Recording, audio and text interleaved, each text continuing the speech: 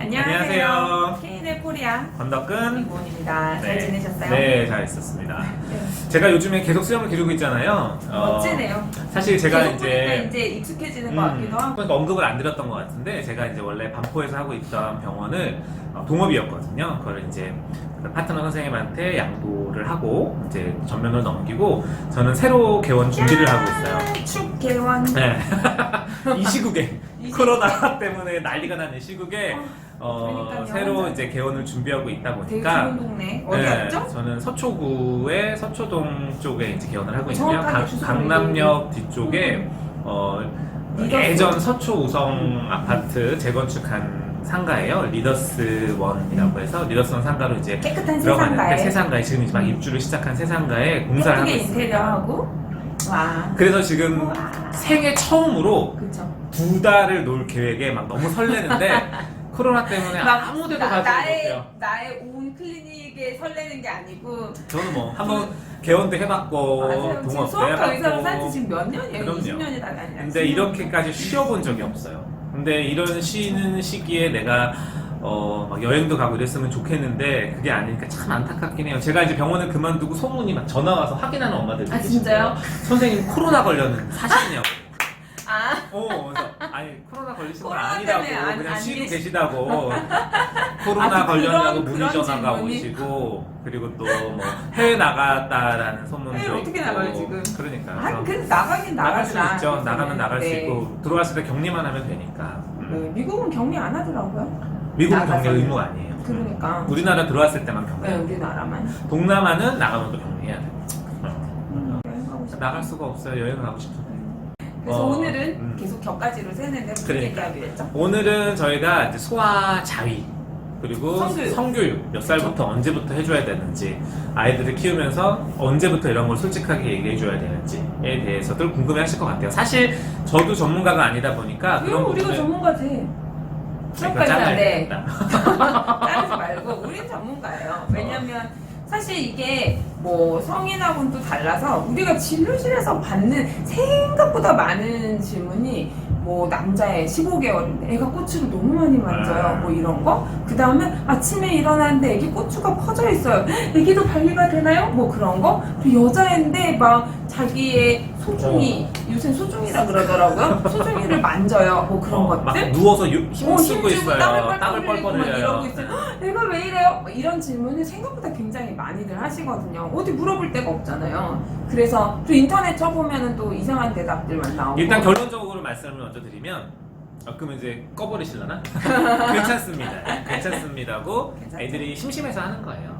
그렇기 그런 때문에 게 없죠. 의미가 별로 없고 관심을 딴 데 돌려줘야 돼요. 더 신나게 놀아줘야 되고 또 우리의 몫인 거죠. 우리의 몫인 거예요. 또 하나의 숙제를 주는 건데 이제 즐겁게 또 다른 데 관심을 끌어주고 하다 보면 자연스럽게 그 시기가 지나면 또 그거를 덜 하게 되고 잊어버리게 돼요. 그러니까 그 시기가 언제 끝나느냐 하면 이제 초등학교 가면서 없어져요. 그래서 보통은 만 3세에서 6세까지가 아이들이 이제 굉장히 자기 꼬추. 그래서 그 나이 때 애들 보면은 똥꼬, 꼬추, 코딱지 이런 얘기를 너무 좋아하거든요. 막 열광해요. 막 코딱지 해주면 까 울고 막 너무 좋아하고 막 이러는데 그게 이제 어떻게 보면은 뭐 성적인 의미가 아니고 애들은 그냥 이렇게 자기 몸에 대한 호기심이죠. 애들이 제일 발달한 데가 이제 그때가 뭐 구체적 조작에 다 만지고 냄새 맡고 이러면서 이제 아이들이 탐색 활동을 하는데 그냥 자기 몸에 대한 호기심인 거고 근데 그거를 막 어른들이 애비 막 이렇게 하고 너무 못하게 한다든지 그런 거는 나쁜 거야 뭐 이런 식으로 얘기를 하면은 아이들이 죄책감을 가지면서 숨어서 만지기 시작하거든요. 또 수치심을 느끼게 해서도 안 되고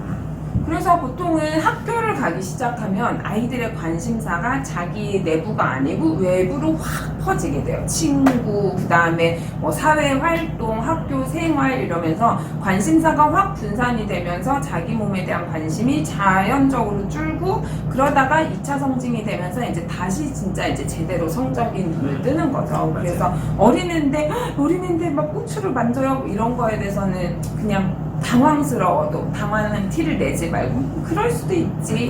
다만 사람이 많은 곳에서 아니면 누가 사람이 보고 있을 많은 때는 데서. 하는 게 안 좋아라고 조언을 해주고 그럴 때는 다른 생각을 하도록 유도를 하거나 뭐 다른 뭐 책을 마셔서 읽고 놀아줘야 되는 몸으로 수밖에 깔깔깔깔 없어요. 막 간지럼 태우고 초등학교 이러면서. 저학년 아이들도 사실은 간혹 가다가 거기를 1학년까지는 닿았을 좀 때 맞아요. 만졌을 때 좀 느낌이 좋고 느낌이 이상하니까 애들이 그러는 경우들이 있어요. 근데 그것도 마찬가지로 사실 애들이 뭐 심심하거나 뭔가 그런 거를 딴 데로 표출하지 못해서 하는 경우들이 있기 때문에 뭐 운동을 좀 더 시킨다거나 뭐 책, 또 다른 데 놀게 할 뭔가를 해주면 애들이 또 그걸 잊어버리게 되기는 해요. 그렇죠. 그래서 이제 저희가 보통 그럼 우리 애들은 성교육을 어떻게 하냐 이러는데 이제 어린이집이나 유치원은 뭐 누리과정 국가에서 이제 시행하는 그 교육과정에 따라서 보통 우리나라 나이로 5살 반부터는 성교육을 하게 돼 있어요. 그래서 성교육의 내용은 이런 거예요. 주로는 우리 몸은 이제 소중해. 그래서 뭐 눈, 코, 입도 배우고 뭐 다 부위별로 이렇게 배우고 그 다음에 주로 이제 유치원 선생님들이 제일 편하게 얘기하는 데는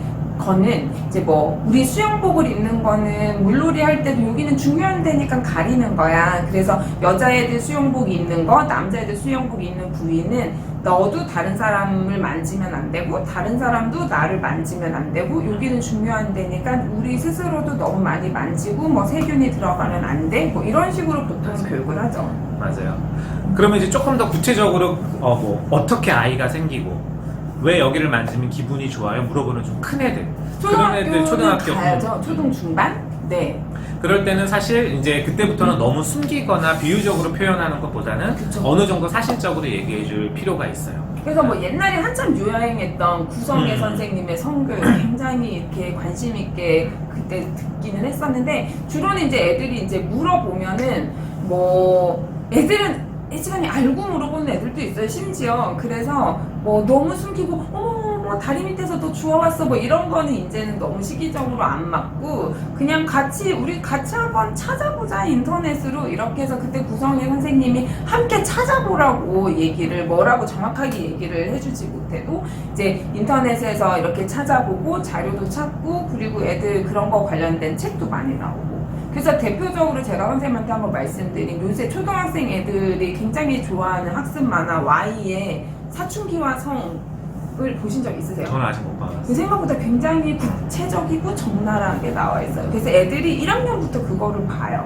보는데 우리는 뭐 다리에서 너를 주워왔어 이런 거는 이제는 안 맞는 거고요. 같이 보는 거죠. 이제 그런. 근데 이제 책을. 그런 것도 있어요. 아이마다 아이의 약간 어떻게 보면 그 수준, 연령, 그러니까 정신 연령, 그러니까 이거를 받아들일 준비가 되어 있는지 아닌지. 예를 들어 아주 조금 어리어리한 여자 아이한테 어리어리하면 주로 남자애들. 아닌가? 그런 여자애한테 여자애한테. 만약에 아이는 밑으로 엄마가 힘줘서 막 나와 아이한테 되게 쇼크가 될 수 있긴 하거든요. 그러니까 그쵸. 이제 그런 건 어느 너무 정도 구체적으로 얘기를 너무 해주면은. 구체적으로 얘기를 하면 이제 어느 정도 얘가 받아들일 준비가 되어 있는가를 보고 이제 얘기를 해줘야 되는 같이 거는 서점 있고. 가서 책도 찾아보고. 맞아요. 네, 그런 정답은 없는데 그거에 대해서 뚜렷이 답을 주는 거는 없어요. 없어요. 네.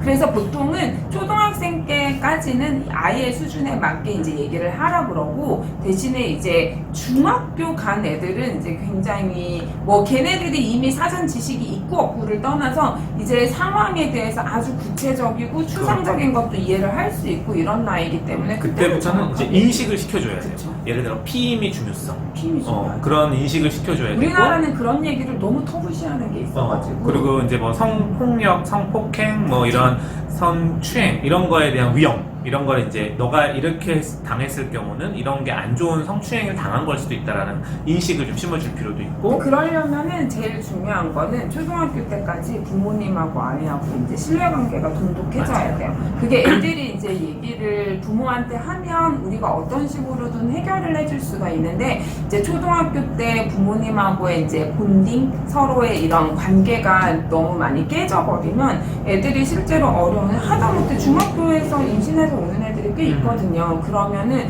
그거를 어떤 시기에 뭐 사업 피임약을 먹을 수도 있고 그런 거를 할 수 있는 그 시기를 놓쳐버리면은 굉장히 힘들어지는 경우도 많고 심지어 중학생 애들은 그냥 살이 찌나 보다 하고 자기가 임신한지 모르고 생리도 불규칙적인 네, 애들 워낙에 많으니까. 이제 그런 경우라고 하면은 그게 뭐 이 생명 자체의 문제도 있지만 임신을 하고 있는 너무 어린 아이들도 건강에 굉장히 위험할 수 있거든요. 그때는 자궁 내막도 굉장히 얇은데 함부로 건드릴 수 있는 것도 아니고 그래서 초등학교 때까지는 부모님들이 아이들하고 굉장히 서로 얘기를 할 수 있는 상황을 이제 신뢰관계를 잘 쌓아 놓으시고 절대로 어떤 상황이 생기면 숨기지 말고 엄마한테 아빠한테 얘기를 해라 이렇게 얘기를 하실 수 있을 정도는 돼야 합니다. 맞아요. 다음에 이제 기회가 되면 좀 괜찮은 성교육 책이 있으면 한번 추천을 해볼까봐요. 읽어보고 그래서 이거를 한번 쫙 우리도 한번 읽어보시고 보고 리뷰를 해보죠. 리뷰를 해서 언제부터 뭐 예를 들어 초등학교 3학년, 4학년, 저희가 한번 4학년, 규칙을 4학년, 정할까요? 그래서 이때부터는 이 정도까지 설명을 합시다를 좀 해줄 필요도 있다고 생각을 해요. 그렇죠. 요즘 애들은 이제는- 워낙 빨라가지고.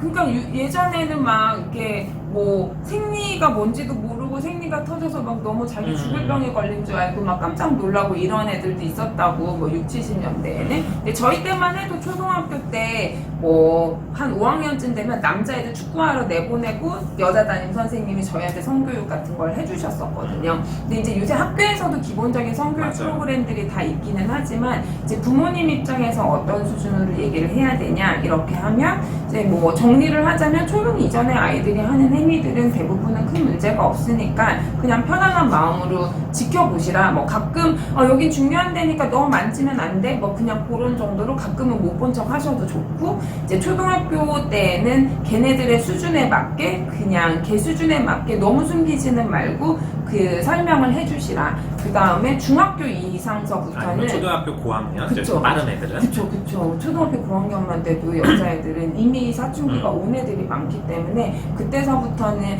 이제 성교육 자체보다는 이제 그런 것과 관련된 문제 상황에 대해서 미리 얘기를 해주고 어떤 식으로 도움을 요청할 것인가 이런 거에 대해서 같이 고민을 아이와 함께 하시는 게 중요할 것 같습니다. 맞아요. 그래요. 우리 아이들도 언젠가는 커서 이제 그쵸? 그런 거를 떠나서 상의를 해줘야 될 시기가 올고 더 이상 너는 이제 엄마 배가 그래도 우리 저희 이제 애기 엄마는 제왕절개 수술을 했어요. 아직까지는 쉬워요. 엄마 배 째가지고 너네 어머 어떻게 그러네. 상처 흉터가 있으니까. 그래서 나온 구멍이 흉터가 있으니까 그래서 오히려 그거는 되게 편하기는 해요. 편하다고 해야 되나? 아니, 거짓말이 아니니까. 그러네요. 네.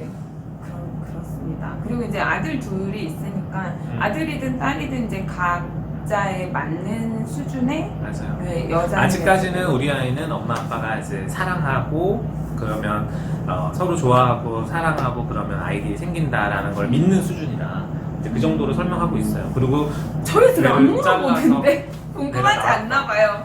안 물어보는데 이미 다 알고 찾아본 거 있나? 아니에요? 우리는 아직 아이를 안 보여줬거든. 저 애들은 사춘기야. 그래서 1학년 애들 도서관에 보면 1학년이 아니고 학교 도서관에 사춘기야 성은 정말 너덜너덜하게 애들이 이미도 그런 거에 굉장히 관심이 많다는 거죠. 너무 숨길 거는 아니고요. 맞아요. 그냥 걔네들의 수준에 맞게 우리가 설명을 할 수 있는 만큼 최선을 다해서 설명을 해주고 그리고 이제 요즘 애들 유튜브랑 이런 거 많이 보는데 중간중간에 광고나 이런 게 너무 선정적이고 폭력적인 거 맞아. 나오는 게 있어요. 페이스북 이런 거 봐도 중간에 나오는 이런 팝업 하는 것들이 굉장히 걸러지지 않고 나오는 것들이 많아서 게임 선전 특히 뭐 그쵸. 이런 거. 그런 거에 대해서는 부모님도 얘가 뭘 보고 있는지 그런 걸로 해서 뭔가 왜곡된 성인식을 갖고 있는 것이 또 다른 문제를 일으킬 수 있기 때문에 애들이 보는 영상, 미디어, 그 다음에 친구들이랑 나누는 대화가 어떤지 가끔 생각나면 한 번씩 귀 쫑긋해서 얘네들이 어떻게 얘기를 하고 있는지 한번 관심 있게 보시는 것도 맞아요. 중요할 것 같습니다.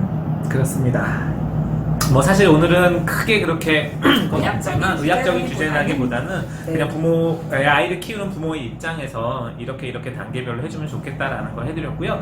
다음에 기회가 되면 저희가 괜찮은 성교육 책이 한번 있으면 한번 리뷰를 리뷰를 해보죠, 해볼까 봐요. 네. 그리고서 시기를 한번 정해드리고 그래요. 여기까지였습니다. 다음에 또 다른 주제로 찾아뵙겠습니다. 네, 건강하게 안녕히 계세요. 안녕히 계세요.